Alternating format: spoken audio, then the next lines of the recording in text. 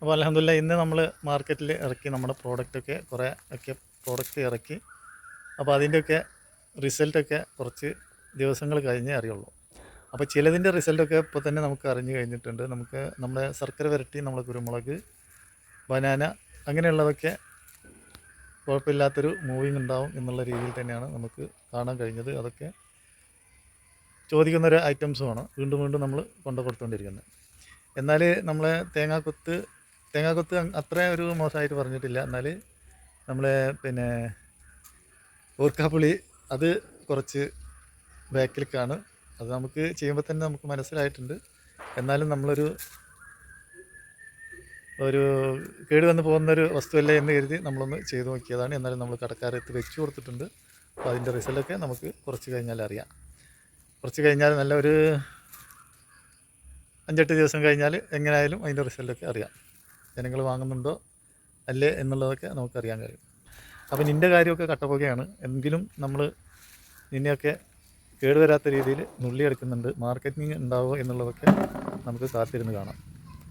കാരണം ഞാനിതുമായിട്ട് കൊണ്ടുപോയപ്പോൾ അതിൻ്റേതായിട്ടുള്ള റിസൾട്ടാണ് വന്നത്. കാരണം ഇത് അവിടെ ഉണ്ട്, ഇവിടെ ഉണ്ട്, നാട്ടിലൊക്കെ ഉണ്ട്, പിന്നെ ആരും അങ്ങനെ എടുത്ത് ഉപയോഗിക്കുന്നില്ല എന്നുള്ളൊക്കെ ഒരു റിസൾട്ടാണ് കിട്ടിയത്. അപ്പോൾ അതിൻ്റെ അടിസ്ഥാനത്തിൽ മാത്രമാണ് ഞാൻ പറഞ്ഞത്. ചിലപ്പം ചെറിയ രീതിയിലൊക്കെ വിൽപ്പന ഉണ്ടാവും. പിന്നെ ഇതിൻ്റെ ഒരു പ്രത്യേകത, നമ്മൾ ഉണക്കിയിട്ട് മീൻ കറിയിലൊക്കെ ഇട്ട് കഴിഞ്ഞാൽ നല്ല ടേസ്റ്റാണ്. അപ്പോൾ അതുകൊണ്ടാണ് നമ്മളത് ഒന്ന് ചെയ്തു നോക്കാൻ കാരണം. അപ്പോൾ അത് ജനങ്ങൾക്ക് ഇഷ്ടപ്പെടുന്നില്ലെങ്കിൽ പിന്നെ അവിടെ വെച്ച് സ്റ്റോപ്പ് ചെയ്യുക എന്നുള്ള രീതിയാണ്. കാരണം അതിന് ഭയങ്കര എഫക്റ്റാണ് അത് എടുക്കാനും പറിക്കാനും ഉണക്കാനൊക്കെ. ഉണക്കി വരുമ്പോൾ ഒരു 10 കിലോ ഉണക്കി വരുമ്പോൾ ചിലപ്പം ഒരു 500 ഗ്രാം തികയില്ല. അപ്പോൾ അതിനൊക്കെ ആഗ്രഹിക്കുന്നവരൊക്കെ ഉണ്ടെങ്കിലല്ലേ പിന്നെ അതിനൊക്കെ നിന്നിട്ട് കാര്യമുള്ളൂ. അപ്പോൾ അതുകൊണ്ട് തന്നെ നമ്മളെ വീട്ടാവശ്യത്തിന് വേണ്ടിയൊക്കെ ചെയ്തു വെക്കുക. അതിനിടയിൽ ഇതൊക്കെ മൂവിങ് ഉണ്ടെങ്കിൽ ഇതുപോലൊക്കെ ചെയ്യാം. ഞാൻ പ്രതീക്ഷിച്ചത് ഇതിപ്പോൾ എല്ലാവരും ഇതുപോലെയൊന്നും ഉണക്കലില്ല. അപ്പോൾ ഉണങ്ങിയതൊക്കെ കണ്ടു കഴിഞ്ഞാൽ വാങ്ങുമെന്നുള്ള രീതിയിൽ തന്നെയാണ്. അതിൻ്റെ റിസൾട്ടൊക്കെ അറിയണമെന്നുണ്ടെങ്കിൽ നമുക്ക് കുറച്ച് കാത്തിരിക്കണം.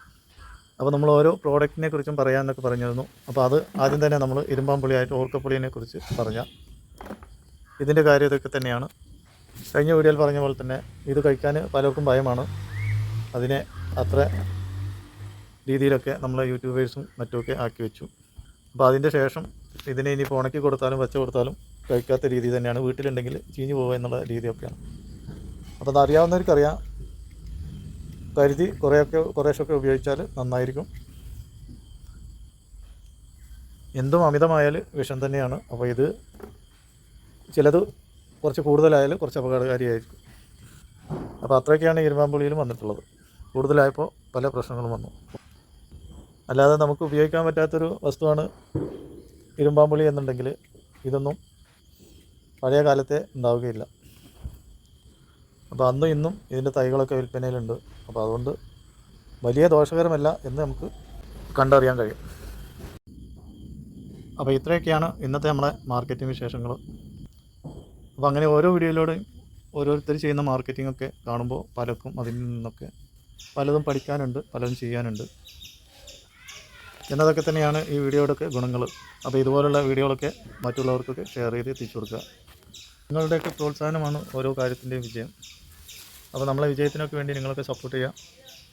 കഴിവിൻ്റെ പരമാവധി ഈ വീഡിയോകളൊക്കെ മറ്റുള്ളവർക്ക് എത്തിച്ചു കൊടുക്കുക. അപ്പോൾ ഇതാണ് നമ്മളെ ഇന്നത്തെ പ്രോഡക്റ്റ് വിൽപ്പനയുടെയൊക്കെ വിശേഷങ്ങൾ. ഇനിയുള്ള വിശേഷങ്ങളുമായിട്ട് നമുക്ക് പിന്നെ കാണാം. അതുവരെ എല്ലാവർക്കും നന്ദി, നമസ്കാരം.